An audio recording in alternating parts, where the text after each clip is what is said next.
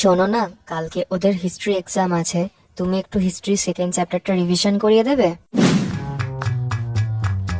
কাকিমা, আমি ওকে হিস্ট্রি পড়াই? না। তাহলে আপনি ওর হিস্ট্রি টিউটারকেই বলুন। বলছি, কাল তুমি 1 ঘন্টা পড়িয়ে চলে গেলে, তোমার তো 1.5 ঘন্টা পড়ানোর কথা। অ্যাকচুয়ালি কালকে আমার একটা ইম্পর্টেন্ট কাজ ছিল।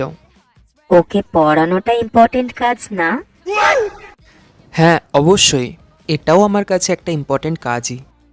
আমি একদিন 8 ঘন্টা আগে চলে গেছি বলে আপনি আমাকে এতগুলো কথা শোনাচ্ছেন?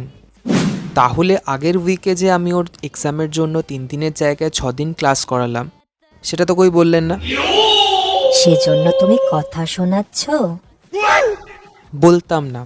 আপনি যদি কথাটা না তুলতেন আমিও বলতাম না। আসলে আপনারা এক্সট্রা পড়ানোগুলো ভুলে যান। শুধু মনে রাখেন যে 10 মিনিট আগে চলে গেলাম কি 8 ঘন্টা আগে চলে গেলাম, এক্সট্রা ক্লাস করানোর জন্য তো এক্সট্রা ফিস নিই না, তাই আপনারা ভুলে যান।